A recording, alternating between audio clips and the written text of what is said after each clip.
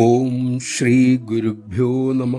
ഉപനിഷത്ത് പഠിക്കുന്ന ഒരു അമേരിക്കൻ യുവാവ് അമ്മ അവിടെ ചെന്നപ്പോൾ ചോദിച്ചു, അമ്മേ, പരമാത്മാവ് ഏറ്റവും അകലെയാണ്, ഏറ്റവും അടുത്താണ് എന്ന് ഉപനിഷത്തിൽ പറയുന്നു.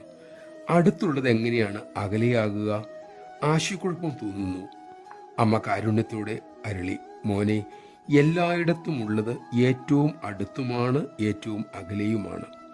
മോൻ കടൽത്തീരത്ത് നിൽക്കുമ്പോൾ അങ്ങ് അകലെ കടൽ ആകാശത്ത് തൊട്ടിരിക്കുന്നത് കാണാമല്ലോ. അവിടെ ചെന്ന് നോക്കിയാലോ, അവിടെ അപ്പോൾ തൊട്ടിട്ടില്ല എന്നറിയാം. പക്ഷെ കുറേ അകലത്തിൽ ആ സംഗമസ്ഥാനം വീണ്ടും ഉള്ളതായി തോന്നും. നാം എവിടെ നിന്നാലും അന്തരീക്ഷത്തിൽ തന്നെയല്ലേ നിൽക്കുന്നത്? അന്തരീക്ഷം അടുത്തുമുണ്ട്, അകലെയുമാണ്. അതുപോലെ പരമാത്മാവ് എല്ലായിടത്തുമുണ്ട്. ശരീര മനോബുദ്ധികൾ താനാണെന്ന് കരുതുമ്പോൾ പരമാത്മാവ് വളരെ അകലെയാണ്. ആ തെറ്റിദ്ധാരണ മാറിയാൽ അത് ഏറ്റവും അടുത്താണ്. ആ അജ്ഞാനമാണ് മക്കളെ മാറ്റേണ്ടത്. ശരീരവുമായിട്ടുള്ള താതാത്മ്യം. ആ താതാത്മ്യം പോയാൽ എല്ലാം സാക്ഷിയെപ്പോലെ നിന്ന് കാണാനും കഴിയും. നമഃശിവായ.